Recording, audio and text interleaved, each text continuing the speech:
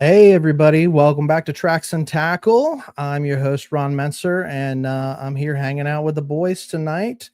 We're going to be talking mock scrapes, big bucks, and with a local PA innovator who's revolutionizing deer attractants.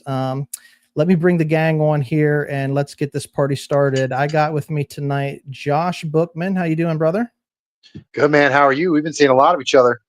Been hanging out this weekend, spent a little bit of time with Josh. Plug for the he's the host of the cookbook on YouTube and Instagram and Facebook, and his co-host Cody was hanging out with us as well. I got to hang out and get to know Cody a little bit this weekend. So Right on. check that out. Their next episode rolls out tomorrow, Tuesday. Hosting yours truly. I was on there. Yes, I was sir. going to share some recipes. Yes, Let me sir. bring on the legend himself, Buck Mentzer. How you doing, Buck? I'm doing, man. How are you today? Living the dream, loving That's life. So all you can ask for. yeah, we're hanging out. We're doing a Monday where we're usually Tuesdays where we're rolling in, but that's largely in part to our guest tonight. Our guest tonight is Tom Bryan. He's founder of the Scrape Rope Company, crafting custom ropes that draw in trophy bucks. And he's also one of the faces behind the Philly Burbs Bowhunters community. Perfect for our bow hunting fans. And it's that time of year. Let's bring Tom on here. Tom, how you doing? Good, Ron. How are you? Like I said, living the dream, man. We got you locked in here tonight. We've been looking forward to it. And we've been talking about you coming on as a guest in our online community because I got a bunch of guys that got questions about scrape ropes and how they work. Like not all of us have used this technology and stuff. So this is one we've been looking forward to, and we're going to have a good time. But why don't you just introduce yourself to the audience? Sure. My name's Tom Fleisher. I go by Thomas Bryan on Facebook, but Tom Fleisher is my real name. Grew up in Perry County, like we were talking about earlier. Went to school up at East Stroudsburg University up in the Poconos. That's where I met my wife. She's from Northeast Philadelphia. So after we graduated, we ended up down in Montgomery County for a while. For the past 10 years, we've been out here in Bucks County. We have 3 children, 2 that are 19. They're off the sophomores in college now. Our youngest is in 9th grade. So we have one out in Duquesne studying pharmacy, and the other one is up in Massachusetts at Springfield College. He plays football and studies sport management up there. So we're going in 2 different directions on most weekends. You're spreading out and taking over the Keystone State. Yep. Divide and conquer. So you grew up in the same area where I'm located, kind of or nearby, Central PA here. And our audience, although, we get people that come in from all over and check out the show, we've got a pretty good regional presence in South Central PA, into Northern Maryland, Eastern Shore, Maryland. That's where a lot of the guys that engage with us are. So tell us your story, because most of them are similar, but like how'd you get into bow hunting? Like what was it like growing up? Like where'd you get your start? Yeah, growing up, obviously I started hunting whenever I was 12. Back then they didn't have the mentor stuff and all that kind of stuff like they do now for kids. But I remember taking my hunter safety course in school, in elementary school, in 4th grade, down in the cafeteria, took the test, still had hard and everything, just like I'm sure most of you guys did too. So took that, and my dad hunted when he was younger, and then he got out of it. But whenever I was old enough to hunt, he would take me out. At the time, we lived in Shermansdale, and I could walk out the back door and have access to hundreds of acres. And back then, everybody knew everybody. Everybody knew where the property lines were, and they knew who was going to be there. So it really was no big deal. I would go out and just cover, like I said, hundreds of acres. If I wasn't hunting, I was riding 4-wheelers with my buddy, and just all that stuff. So it was great. Like in Texas Eastern, I don't know if you're familiar with them. They ran, I forget what year it was, early 90s, I think. They ran the Texas Eastern pipeline right behind our house. So that goes up over the mountain down to the Sherman's Creek, and then continues, wherever it goes from there. But growing up, like I said, my dad would take me out. So always rifle hunted, started out rifle hunting. And Most used to. yeah. So like I had a bow, bought it from Campbell's Sporting Goods. That was Right. Been there? yeah, Yep. hasn't been there. I'm sure it hasn't been there for years, but No. remember it was a Hoyt Pro Vantage Tracer at the time. I probably wasn't even set up correctly at the time. Like I was shooting fingers. I just remember the arrows were like telephone poles. Like they were enormous and long, you know. So, I shot it back then, but never really hunted with it. Hunted a few times with the bow back then. I remember I had a Loggy Bayou tree stand, no Yep. harness, no nothing, like just up there, like, you know. Sit still and be quiet. Yeah, exactly. And luckily I didn't fall out or anything like that, you know. But like I said, always rifle hunting was the primary, you know, thing back then. And friends of ours from Hummelstown had a cabin up where the Boy Scout camp is up in Hidden Valley, up on that property. So every year, day after Thanksgiving, you know, myself and my dad would go up there, spend a couple of days up there at camp, and then I would come home and hunt opening day behind our house, you know, where TV. And then, you know, I did that from the time I was 12, you know, up until even through college. I would still come home and go up there and spend, you know, a couple of days with those guys. You know, it's where I learned to play poker, drink beer, you know, all the stuff that All the stuff a young man needs to Like All learn. the important parts of life as a young man. yeah. So Bingo. yep. So I was very fortunate enough to have that experience growing up. So I remember like first tree stand was built out of 2x4s that me and my dad's buddy, you know, built along this pipeline, you know, 2x4s, climb up, hop in, again, no harness, no, nothing, you know. So We call it old school now, but man, it was really an awesome time to hunt back then. Yes, sir. yeah. So I would go up, sit up there, and my dad would go for a walk and, you know, eventually sit down, take a nap, wake up and keep on, you know, try to push something to me. So, you know, did that for, you know, a year or two. And then I would come home after school and I would just go out, started going out by myself. Yeah. You know, I would grab was my great uncle Tom's, he had a Sears and Roebuck 12 gauge shotgun. Yes. Still have it. So I would come home, grab that, go out and, you know, shoot squirrels and, you know, mainly squirrels. I'd just squirrel hunt. And luckily my grandparents on my mom's parents lived right at the bottom of the hill from where we lived, you know, a couple hundred yards away. So whatever I shot, my grandfather showed me how to clean, and, you know, my grandmother would make squirrel pot pie or whatever, you know, whatever it was. And yeah, so from the time I was 12, I just kind of, you know, took off, started hunting on my own, and kind of been doing it on my own ever since. You're describing most of our childhoods right now. Yeah, man. Yeah, That's how I'm relating to this big time. That's pretty much how it was. Yeah. absolutely. Wouldn't change it. I wouldn't, you know, have it any other way.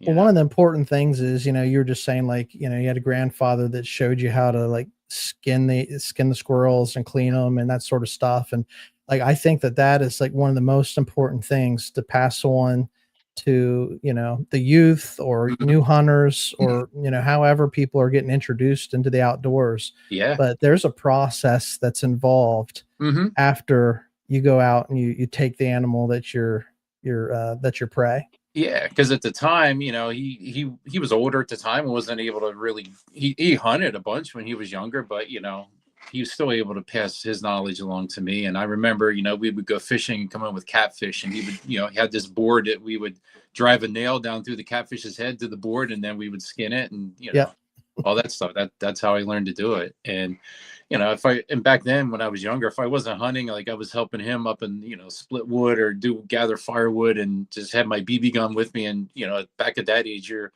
you know, anything you can take down with your BB gun, like you're all for it. Birds, you know, possum, whatever, you know, you're just trying to kill shit with your BB gun. Bingo. Young guys like to shoot. Yep. That's right. And we're all boys at heart. We're still all boys at heart. Josh, why don't you touch on real quick? You know, I know you got a question itching, but why don't you just touch on the hunt camp thing? Because I know that Chris isn't on with us tonight, but that's a big thing with 3B Outdoors and you guys, just that camaraderie thing that Tom was talking about. Yeah, that is literally what 3B Outdoors is all about, is camaraderie. Get yourselves outdoors, get everybody outdoors, and get everybody involved.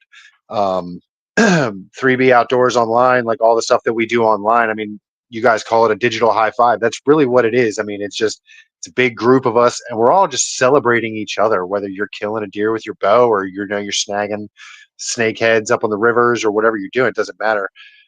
We're pumped for you, and we're going to share it out, and we're going to get the word out that you're doing these great things, and we want everybody to do it. The question that I have, you guys were talking about the traditions and learning from your parents. One of the things my dad always did when he bow hunted was he had what he called a drag rag. He would literally take a knot or a piece of cloth, and he would tie a string around his boot, and he'd dip this thing in doe piss, and he'd drag it in the woods. When he got to wherever he was hunting, most of the time he'd hang it up in a tree. So me knowing absolutely nothing about what you do, is there a correlation there? Is that like what led to this scrape rope? Is that, describe your product for me, because I mean, I'm a total novice here, brother. Yeah, that's part of it. I've taken, I cut the tarsal glands off of buck I've harvested already in years past and put them in Ziploc, put them in the freezer, and then gave them to my brother-in-law who hunts, 2 hours away, for him to use, as an attractive. Yeah. But the last couple of years, I started getting into mock scrapes, and you did some, and I've used vines before. A lot of guys use the Right. grapevines.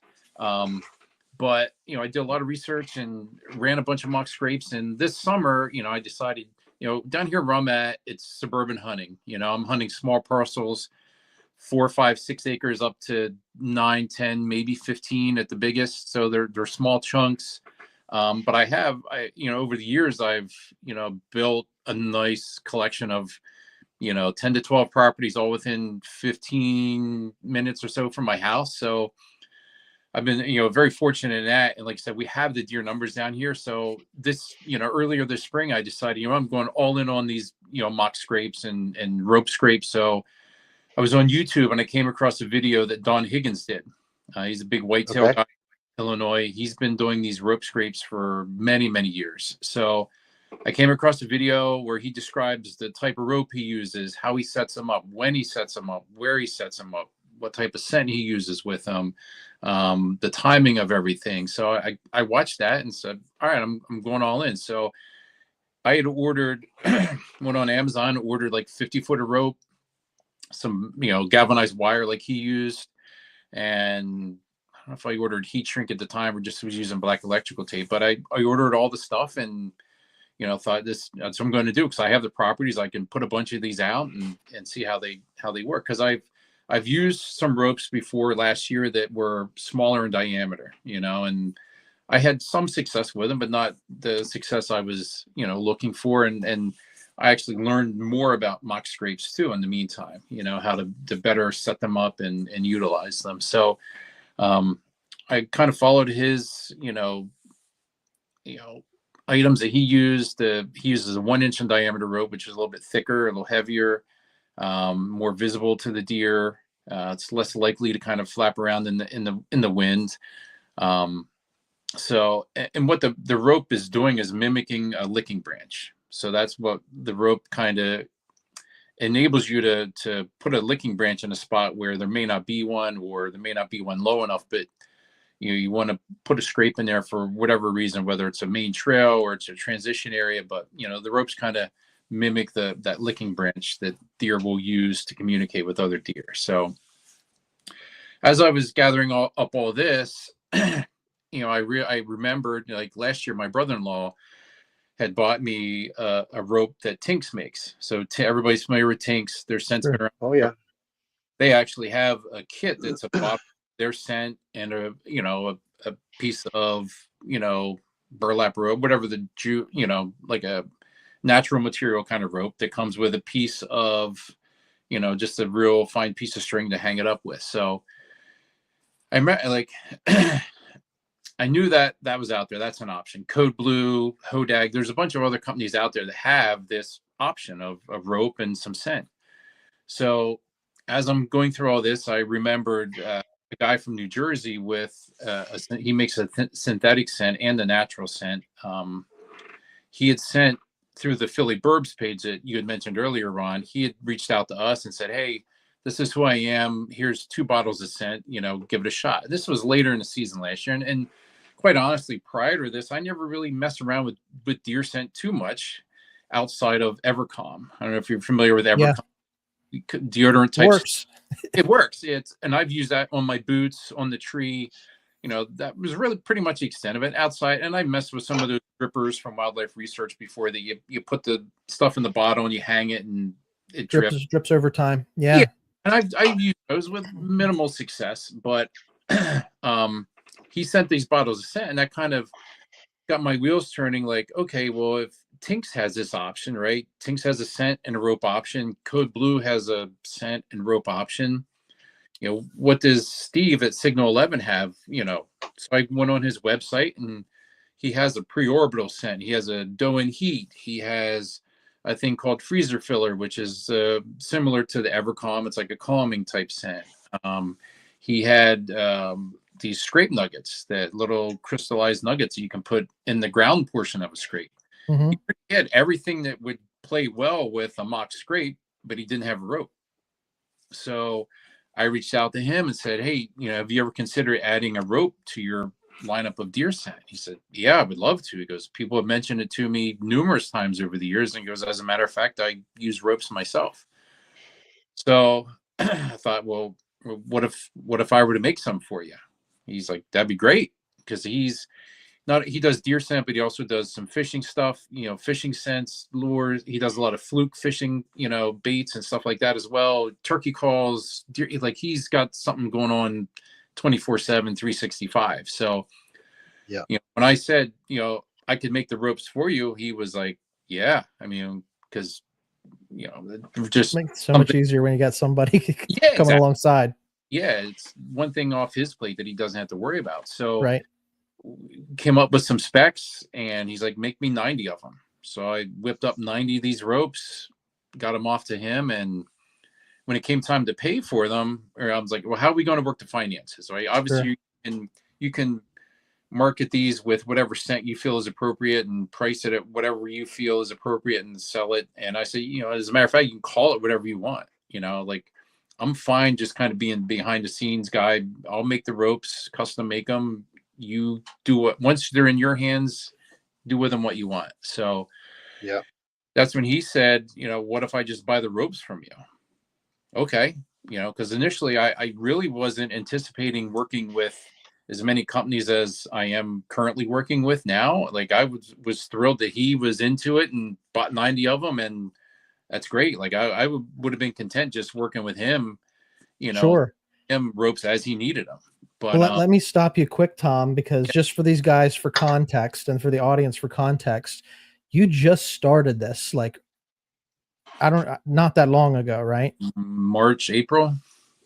So you're like, he's just getting this up and running. And so, like, the timing of us, connecting and talking about this and bringing you on. So this is all brand new, but carry on. Just for context, I wanted to add that for the audience.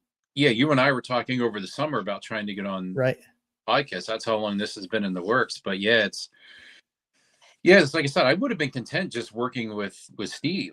And whenever he said, I'm just going to buy the ropes from you, like 2 days later, I'm like, well, if he's in this situation, I consider him a mom and pop, right? He's not main, he's in local archery shops, mom and pop hardware type stores throughout New Jersey and Eastern PA here. So I guarantee if he's in this position, there's probably other guys in the same boat, or gals, right, who have a deer scent company, perhaps even have their own deer that they're busy working with. And I saw it as a way to kind of give, the mom and pops or the little guy, a product that can compete with, the Tinks or the Hodags or the Wildlife Research, companies that are out there. So I think one of the next guys, so I just went on like went down this rabbit hole of researching deer scent companies, whether they were in the Adirondacks or in Louisiana, like go online, whether it was Instagram, Facebook, just searching the web, go on their website, look at their products. If they had a rope, I really didn't, I didn't mess with them. I didn't go, I didn't bug them. But if they didn't and their product lineup looked like it would play well with a rope and a mock scrape, I reached out to them, whether it was a message or a phone call or whatever it was. And to my surprise, like, people were into it. Like I said, a lot of guys were in that same boat. Like, yeah, I would love to. I just don't have the time because, in the springtime I have X number of deer and I'm busy with fawns, and then once the fawns, then fall comes and I'm busy collecting urine and, packaging it and all that kind of stuff. So yeah, just like any other type of farm, there's always work to be done. Yeah, it's 24/7. So one of the next guys I reached out to was a guy down in Louisiana. He has his own deer.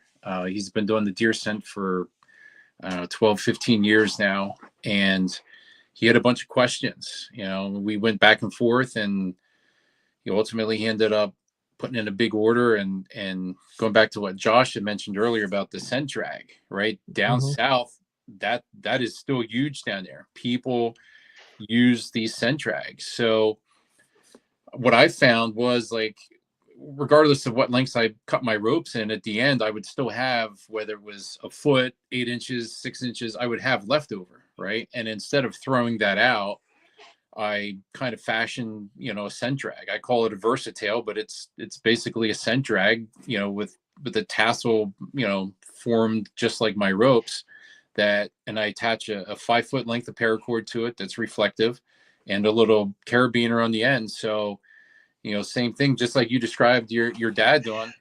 You can take your doe urine or your doe and heat or whatever Evercalm you want to put on there and clip it to your backpack, your belt loop, drag it in with you, and then when you get there, hang it up in a tree if you want. And that way it's reflective, so when you get down in the dark, you can shine your light, find it, and take it out with you. But man, yeah, down south, like I just sent him 200 of these, about less than a week ago. And down there, like, people they're into that. Like, he's going to sell a ton of those down there to folks. So that's good, So man. I'm glad do this you is guys really taking off for you. yeah. Yes. So, for you guys, I know Josh, you had shared, about the drag rope that your dad would do, but do you guys fool around with scrapes? I don't have Yeah. much experience messing around with scrapes. Buck, you go ahead and take this one, brother.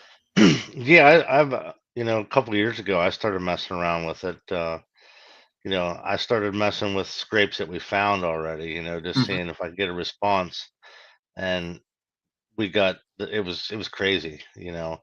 How fast them bucks would be back to check on that.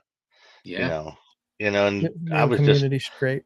I was just me messing with them. Doing dumb stuff. Yeah. Just to Yeah. see, and it Yeah. worked. You can add these ropes to a pre-existing scrape if you want, or you can make your own. Like, when I tell people about putting them in, it's all about location, just like real estate, location, location, location. Like, I try Right. to put right on trails. You want to put them where deer are going to be. Like, and I Mhm. tell people it's not a magic bullet. You just can't walk out in the middle of the woods, hang this rope from a tree, and it's going to just draw deer in like a magnet. Like, it doesn't work that way. There's got to be some thought behind it. Down here, I love to hunt transitions, from thickets to open, whether it's like an open oak flat or just open hardwoods in general. I find that deer love to move on these transitions. They'll feed along them. They'll use them for security because they know at any second they can just pop right in there for cover. So I find myself putting a lot of these up on those transitions or on well-used trails. And, sometimes, like I said, it's not a magic bullet. You can put it there in the best spot, and sometimes deer don't touch it. Then you move it maybe 10 yards and they start using it.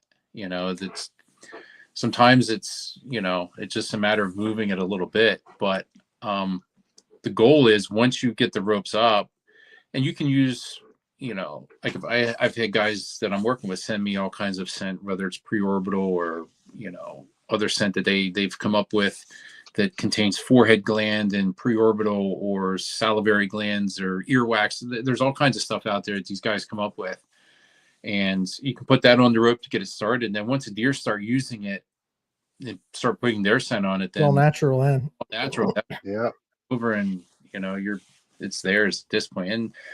And I found too that, I would do down here, I'll try to do a lot of scouting, like after the season, like in February, March, before to get that spring green up, when you can actually walk through, see the trails and stuff like that. And I would find, deer still using these scrapes even then, So that's a great question, for like time wise, like educate the audience on, the appropriate time to, start putting those out. And, obviously different scents for different, pre-rut, post, when everybody's running hard, that sort of thing. mm-hmm. Yeah, like I encourage people to get them out towards the end of summer. August, you can hang the rope whenever. Like Don Higgins, what he typically does, he'll hang his rope over the summer and then he'll go back in if he needs to late summer with some, weed killer, kill the ground underneath, so that's nice and bare. You want bare dirt. And then he won't apply any scent to it until maybe late September, October. This time of year. Yeah, exactly. Yeah. So, and what I found too, I'm going to circle back to my guy in Louisiana. One of the first ropes I sent him. Let me back up before that even. So, like I said, I bought the 50-foot length rope, started making these for myself, and I started researching the material, the rope, all that kind of stuff. Because when you get into this, one of the things you see is real hemp, right? A lot of guys or a lot of companies will say this is, it's a pure hemp rope that, it's the best to use. So that was my first choice. But there's two issues I ran into. Number one, it's hard to find. And second of all, when you can find it, it's outrageously expensive. So my goal in all of this was to create a product that these mom and pop guys could sell and be competitive with the pricing of the Tinks and all these other ones that are out there, because I found for these guys I talked to, they have a very loyal following, like the mom and pop deer scent companies, like, because, grandpa used it, his dad used it, like some of these guys, the stuff has been around forever and it just kind of keeps getting passed down the line. And, it's a loyalty thing. Yeah, it is. Especially if they can walk into their local hardware store. And a lot of these guys have their own refrigerators. Like they'll keep their product refrigerated. Like you walk into a mom and pop hardware store down in Louisiana and you're going to find TT's Buck Wild, refrigerator sitting right there on the counter. Like, would you rather buy something that's local and fresh or versus, a bottle of something that's been hanging on the shelf and has, 7 layers of dust on it? So the guys, and, he's a very good salesman as well, but, and he sells a ton of this stuff and he keeps it in his truck. He'll sell it on the way to deer camp, but he'll stop at a gas station and see guys with the deer out in the back of the pickup truck and strike up a conversation with them. Next thing you know, he sold that standing right there. You're always marketing. Some of the best deer urine I got was a guy stopped me outside of an archery shop and he's like, "Hey, do you use deer urine?" I'm like, "Yeah." He gets in the back of his truck and he's like, "Try this stuff out. I'm just trying to get off the ground, man. Try this." That's some of the best stuff ever had. Yeah. He's just like, "Here, here's my information. Hit me up if you ever want. If it works and you need more, hit me up." Yeah. Why don't I ever run into people like that? Well, you're not hanging out the right establishments. Not hanging out the right places, apparently. That's it. But I think I could speak for like most of us and most of the people that listen to a show like this. And, we want to help the mom and pop shops. Like we want to give them the business too, especially if it's your neighborhood, if it's your locale. I know it's like that down south for sure. Oh yeah. Yeah. Yeah. That's, like I said, that was my goal, to give them a product that they can compete with these other guys, but yet be at a price point where anybody could afford it. You're not going to have to go out and spend $50 on a rope and a bottle of scent. You can get it for, 25. Yeah. So that's what I said. Like pure hemp was my first choice. At the end of the day, like I said, I don't want to have to sell these for like $20 a rope. That kind of defeated the whole purpose, right? And then if they have to put it into a store, they're going to have to mark it up another 30% on top of that yet. So, I did, I started researching all these different ropes. So I ultimately landed on jute rope, which it's a plant-based rope, just like hemp rope. It comes from the sativa plant, right? It's all plant-based. Jute is plant-based. There's manila rope, there's sisal, there's cotton. All of it comes from plant fibers. So when I got this rope and I made one up for this guy in Louisiana, I sent it to him and he calls me up once he got, he's like, "Tom, it has this petroleum kind of based odor to it." And I said, "I know." And it wasn't sitting well with me, but perfect, best case scenario, people hang these the end of summer, it rains, they get wet, they dry, the odor goes away by the time October rolls around and the deer start really hitting them, right? Not a big issue, but we all know 99% of hunters aren't going to put them out at the end of summer. They're going to wait until the second week in October. 11th hour. Yeah. Right. So that's when I was like, how can I get rid of this odor? So I sent him that rope. I said, let me think about it. So one night, like 3 a.m, it hit me. It's like ozone. That's the answer. Because I have an ozone machine. I built a chamber out of a Rubbermaid tote, and I would ozone my hunting clothes from time to time.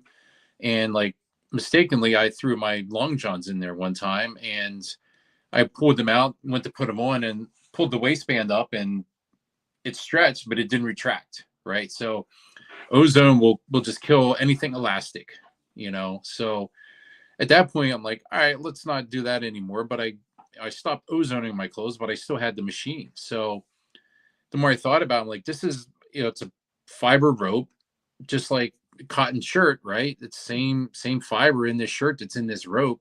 And if I can throw my cotton shirt in there after I leave, let's say I'm outside at a fire pit, right? My shirt's all smoky. And if I throw that shirt in there with the ozone for X number of minutes, it'll knock that odor out. And like ozone is really used a lot in like these disaster restoration companies use it. Let's say you have a house fire, right? And they come in and they'll ozone and get rid of that smoky. It neutralizes the molecular level. Yeah, it's a I don't know how they describe it, but it's unstable. The ozone is unstable. It's looking for something to latch onto and stabilize itself, and that's where it latches onto this odor or bacteria, right? So it kind of balances out. So one night, that's at 3 a.m, I'm like, ozone. I gotta ozone it. So I made up another rope, threw it in my bin with the ozone for I don't know how long I even did it. Pulled it out, and to me, it smelled different.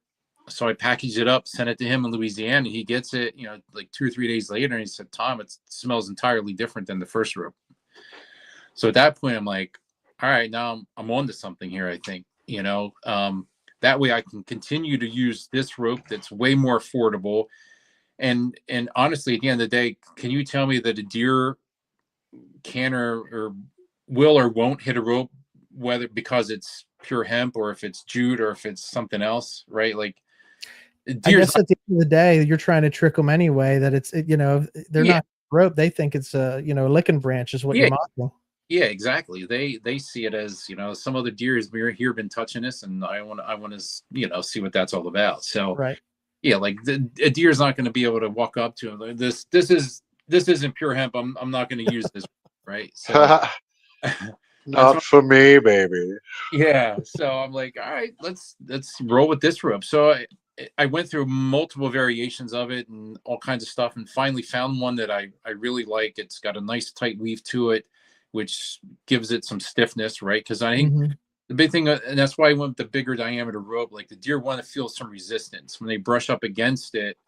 They want to feel some resistance against their head or their forehead, or whatever it is. Like, and I think with a smaller diameter rope, like a half inch, they don't really get that. It's like you taking a string, too pliable piece of thread across your arm, like you can really feel it. When you take something that's 1 inch thick and got some weight to it, you're going to feel, right? You're going to notice that. So, that's why I went with that rope, and I've come up with my ozone process, which works. And I thought, all right, now how can I preserve that? I was just shipping them in Ziploc bags, right? Heavy duty 4mm Ziploc bags. But eventually air can get in there, right? Which can lead to bacteria, mold, whatever the case may be. They're just that the rope kind of losing that, that scent free that I just accomplished with the ozone. So like I went upstairs. I'm like, I have a food saver vacuum sealer, right? So bought some vacuum seal bags. I'm like, throw them in there. Let's see if this works. So I started vacuum sealing them, right? Because now that I got them scent free, I want to keep them that way until people come out to the woods to hang.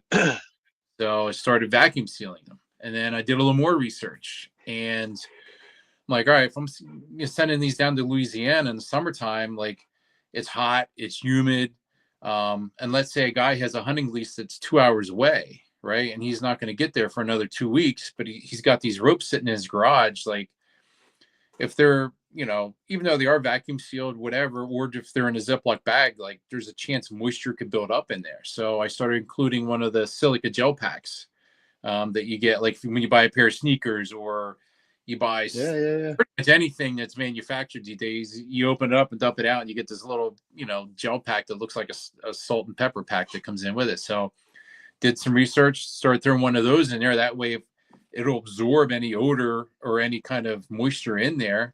And I vacuum seal them, and that way they're good. You can hang on to them for a year, however long you want, until you're ready to put them out in the woods. And I also include a pair of rubber nitrile gloves in there with it. So you get the rope, the gloves, it's all vacuum sealed, scent free, and you get it. And then Wow.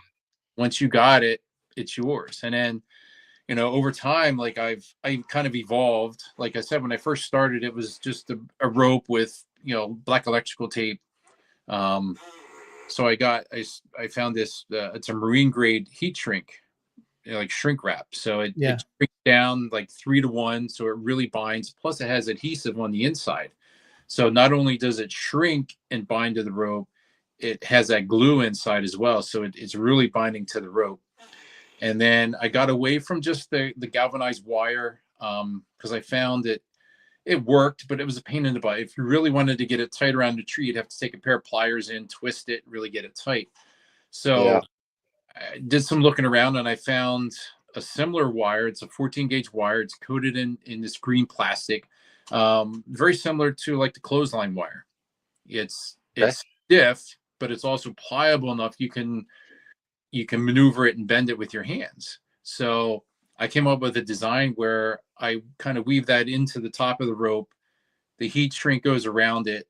And when I shrink that down, like I said, it binds and squeezes. I've tried to pull these out. You can't pull them out. Nice. So they're in there. And that way, when people go into the woods, there's no messing with multiple wires. You don't have to bring a zip tie with you. You don't have to bring a piece of cord with you or anything like that. The attachment method is already on the rope. You pull it out, you wrap it around the branch, and you're good to go. You got your gloves so that when you're touching it, you're not putting your scent on it. Yep. Before you leave, you can apply whatever scent you want to it. You got the gloves on. You're not going to leave the woods smelling like, you've been peed on by a deer. Yeah. So, I mean, I'm sitting here, I'm listening to you like break down the process and stuff. And I'm thinking like, all right, what are some like, common mistakes that guys do when they're, putting out mock scrapes and stuff. And you're listing them off as you're going through here. You get your own, you're getting your own scent on there. I mean, every time your skin, like we got oils on our skin. Anytime I stop on the trail and I lean against a tree and I put my hand on the bark, like you're leaving your scent behind. Yeah. And those mature deer that get big because they're not stupid, like they pick up on that. Like that's not a normal scent for my neighborhood. Yeah. So like, what are some other, misses or mishaps that people might make when they're out there trying to put out a scrape or a mock scrape? Just maybe the wrong location. Because I've had guys put them out, but like deer they're not using it. I said, well, try moving it, move it closer to the trail, or move it here, and they'll do that, and they'll start having success with it. And the ground portion, you really want to get the ground portion. And I was guilty of this too before I really dove into mock scrapes and really making them. I would just go in with my boot, kind of kick the dirt around a little bit, and day, right? As most of us do. Maybe you take a leak in it before you leave, right, for good measure. But so what I started to do, the more research I did, like you want to get that almost like you're getting ready to plant grass seed on it, right? You want to get it nice and worked up. You want to get any rocks or weeds or tree roots or anything like that out of there. You want to get it nice and soft.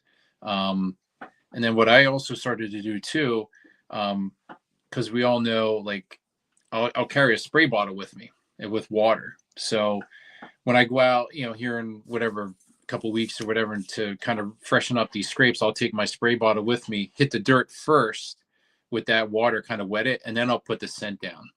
I don't know if you guys like tracking dogs, how they work. These guys that tracking dogs, like the wet weather is like perfect for them, because that water just makes that scent just pop for the dog.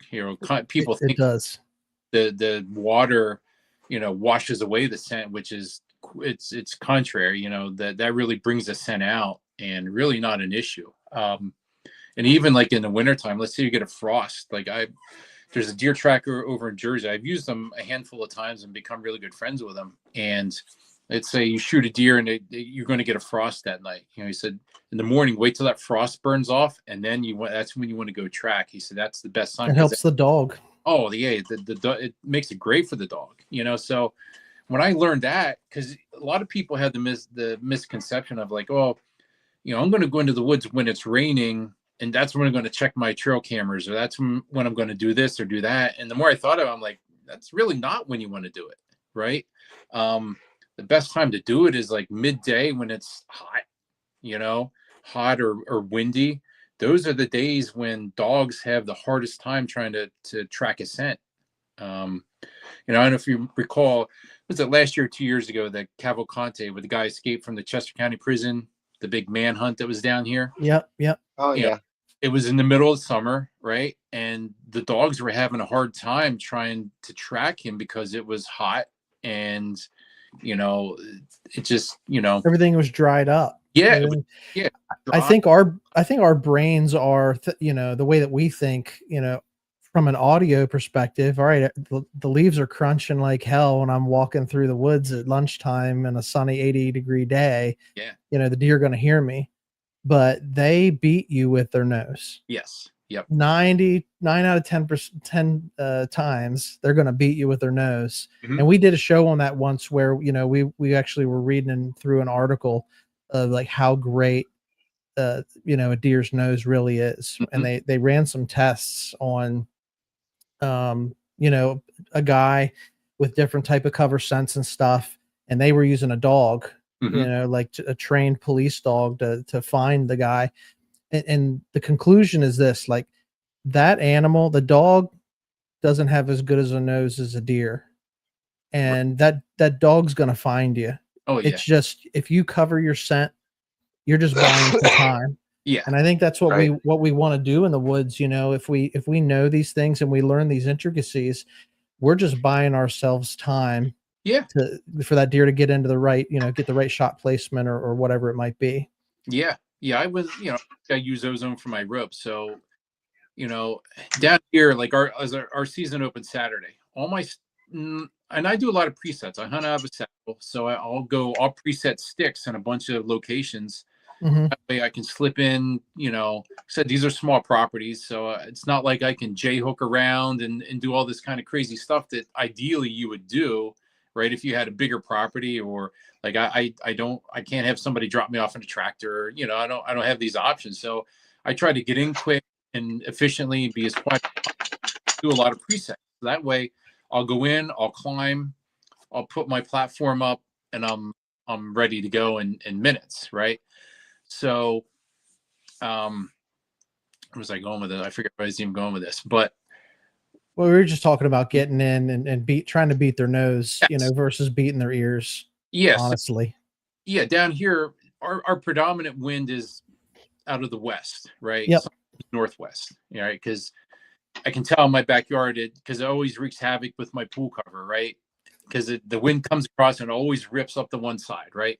But down here, our season opened Saturday, and we've been having nothing but northeast winds. And it's been giving me fits because none of my spots set up for that.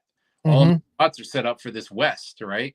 So I hunted a spot Saturday morning, and I knew my wind was going to be an issue. And sure enough, it was. I had deer, a spike buck, come in, and they're oblivious to 99.9% of everything that's going on around them. So as he was trying to figure me out, I had to come in that I needed her to take like 5 more steps. She saw him trying to figure out what I was and was like, nope, not today. She was gone. So that kind of got me thinking. I'm like, a lot of these guys talk about these ozonics, right? These portable ozone machines. So I'm like, would that help me out in these cases where I have like an off wind or not a right wind? I'm like, I don't know. So I did some research, and just like you said, like we're looking to buy like a little time. And I think at best with these, even the ozonics or these, scent thief or any of these scent sprays or whatever, like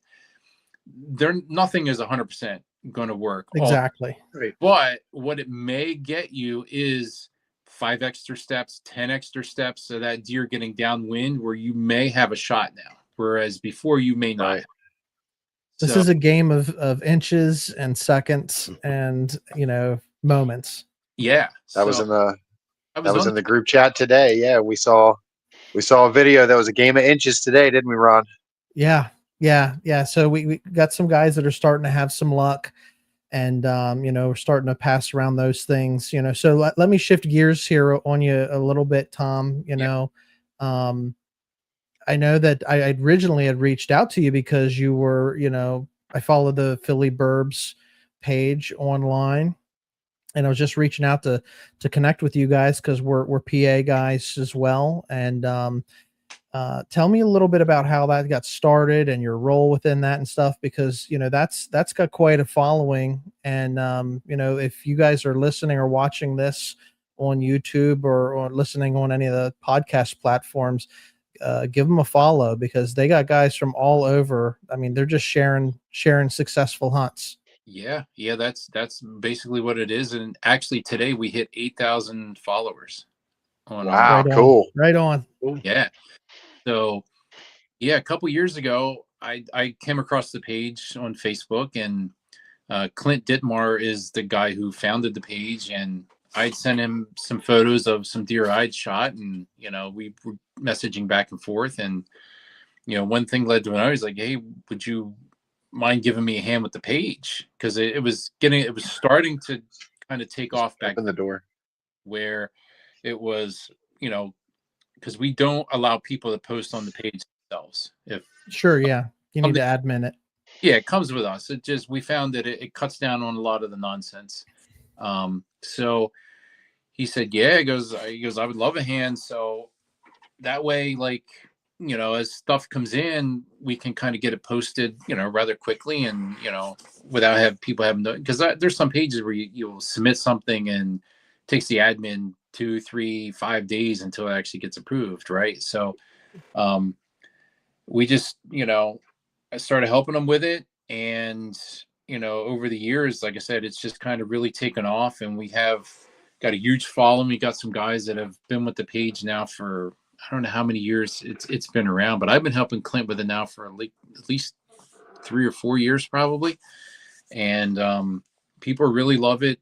It's very minimal nonsense on there.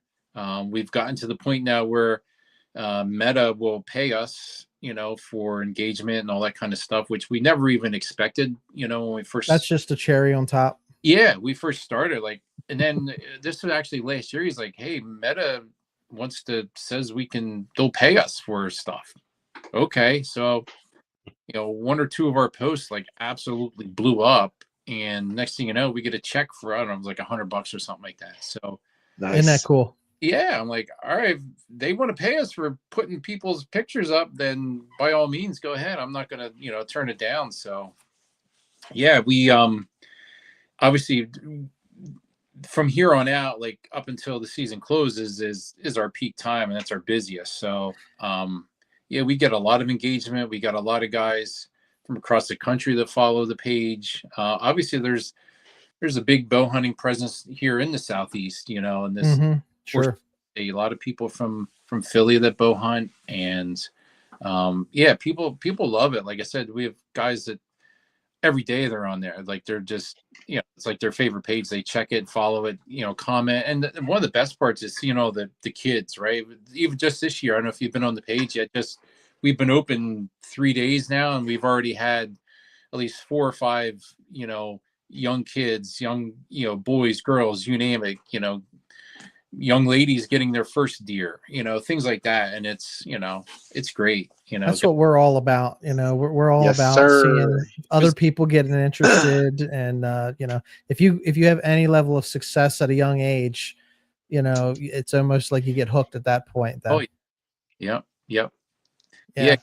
Sending us videos in now and stuff. I mean, it's great, and like I said, it's during the off season it gets a little slow, so we just try to keep it, post some hunting related content and keep people updated on anything that the game commission is doing, or any changes and stuff like that. But yeah, this is our peak season now. It's been pretty busy. Well, I mean, season opened up over the weekend for you. I'm counting down. I got like another week or two, but out here in central, and we hunt western PA. So, but it's, this today and yesterday wasn't too bad, but it's still a little bit warm. I like these cooler temps. Yep. Starting to feel like fall a little bit, and we're anxious to see how things go. So how can people connect with you? How can they, if they're interested in the Scrape Rope Company, how can they learn more? Yeah, mainly I have a Facebook and Instagram page. It's the Scrape Rope Co.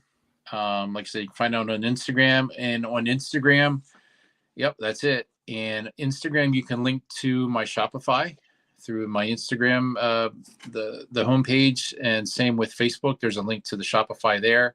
I got a TikTok page started. I'm not all familiar with TikTok, but I got a TikTok page going. I know a lot of guys use TikTok, a lot of hunters, and there's a lot of hunting content out there on TikTok. So I have a TikTok page and a TikTok shop all set up. And I do, a lot of, yep, there's the page. And like the bulk of my sales have been to deer scent companies. I work with about 20 to 25 different companies. And to date, I think I'm over 2,000 ropes sold. Wow. Yeah. It's awesome, man. Yeah, just since like I started this back early in the spring. So I've had guys, especially like I was saying, down south, the concept of I want to say the Wenzel brothers were some of the first ones to use ropes, and scrapes and stuff like that. So the concept, it's not new. The concept has been around for 20 plus years.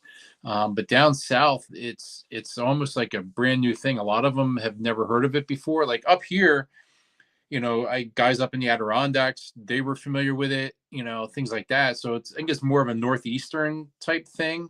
Because like I said, a lot of guys up here use vines. I'm seeing more and more, like, it's just like, some just like saddle hunting and everything else. It's just getting more and more popular every year. Yeah. Like I don't know what it is, but my timing couldn't have been any more perfect, because the rope is the hot ticket item this year. For whatever reason, Good, people man. about it. And I've had guys, like there's a guy down in Georgia, Phillips Outdoors. He makes really good deer scent, and he traps the heck out of coyotes. He's in the suburbs of Atlanta, and he traps the heck out of coyotes down there. It's unbelievable how well he does down there. And he started with 25 ropes. He sold those, ordered 50 more, sold those. I sent him like another 50. He went to, it's called the GON. It's a Georgia Outdoor News, a big outdoor blast, outdoor show they have down there back in the summer. He went there, sold out there, ordered more, and then he has his, formulas and stuff. He starts soaking some of the ropes in those, selling those. Guys are, he puts pictures up all the time. Guys like, I hung the rope yesterday and there's deer on it the next day. And I got hooked up. Like I said, there's a guy I came across on TikTok. He's out in Indiana. He uses rope scrapes. He's like, I'll help promote you. I'm like, awesome. I send him some ropes, hangs them up. And he doesn't put any scent on them.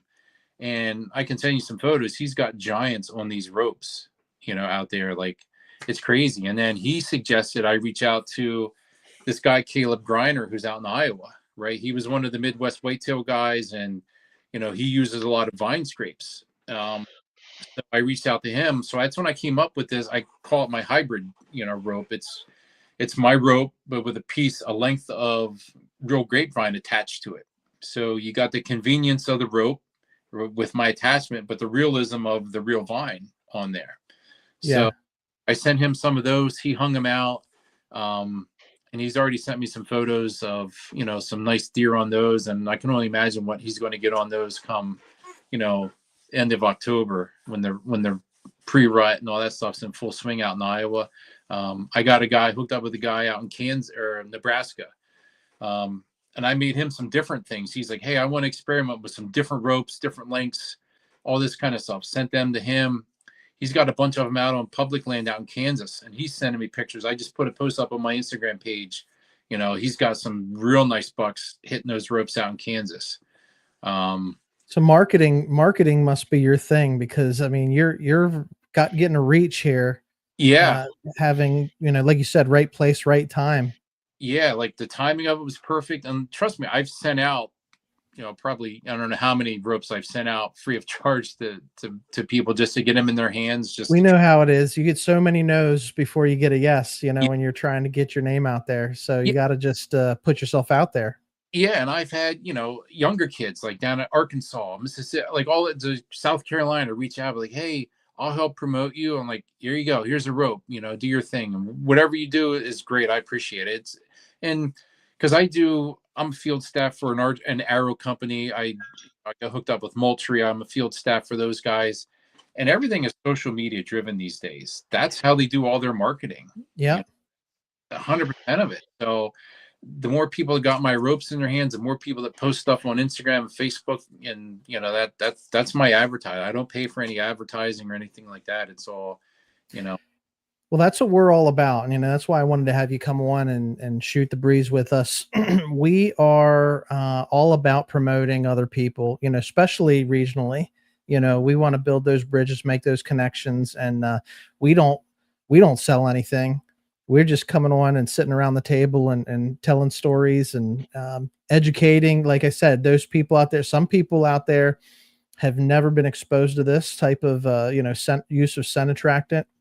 And so we're learning as we go. And so this is a lot of fun for us because we like promoting one another. That's what I like to do. I like to share and get other people exposed to one another so we can cross pollinate. And we have a lot of fun doing it. So I'm pumped. I know we got some guys here in the comments. Hey Ted from Off the Hook, what's going on, man? We're talking scrape ropes tonight. Lee says he's placing his order now. So, you'll be all set, Tom, here after this thing goes live. That's great. I appreciate you guys having me on, and, I'd be more than glad to come on anytime. And if you guys have any questions, don't hesitate to reach out at any point. Yeah, it's been great. Yeah, Josh will be reaching out. Yeah, we got a group of guys that hang out. We got an online chat. It's the Tracks and Tackle Collaborative, and we got a lot of really, really cool guys on there. And we're always learning from one another on that. So like Josh was saying, and we had a group chat going earlier, and we're just kind of like your page. We're just sharing the thrills of the hunt and the ups and the downs and bouncing stuff off of one another. So, we'll definitely, your name's going to get out there, at least within our group and the guys we run with. I appreciate that. Yeah. Like anything I could ever do for you guys too, just let me know. Appreciate it, man. Josh, Buck, you guys been pretty quiet. Any questions from your side of the table? Yeah, I have all kinds of questions, but we ain't got time for the number of questions. I mean, I think Tom and I could sit down and, we could pretty easily burn through a 30-pack and talk about scrapes and, ideas and what works, what don't work. So yeah, that's a lot of this has been, like I said, I have some there's a lot of trial and error involved in. Exactly. Yeah. Get better, faster, stronger. Just like us logging in and doing a sound check this earlier. Yeah. We're just getting better as you go. Yeah, exactly. Yeah. That's just looking at, and I'm a cop by trade. I've been a cop for 18 years. I'm not a businessman. So I tell you what, this AI stuff, it was tremendously helpful in cutting down like that learning curve for me. Right. Oh yeah. Learning bulk pricing, what a keystone markup is, what retailers want to get out, how much they want to mark it up. It'll help you write a business plan for sure. Oh yeah. Like, and it was huge. And like, hey, is this a good idea? Okay. It's been super helpful in cutting down that learning curve for me, from a business, because like I said, and I really had no intentions of starting a business. It just kind of evolved into that. And I'm like, all right, if I'm buying trail cameras anyway, I'm spending money on data plans. I'm spending money on batteries. Now with the business, I use that stuff to help promote. So now it's a business expense, and I'm running the business out of my house. Yeah. That's helpful. Obviously, I Yeah. use my phone for. As far as the tax write-off, Yeah, that's what I that's mean. the way to do it. Like if I'm going to do this, I might as well. So I established myself as a sole proprietor. I have a tax ID number. I have a tax account with the state. So anything that's sold in state, I collect the sales tax. I pass it right along to the state.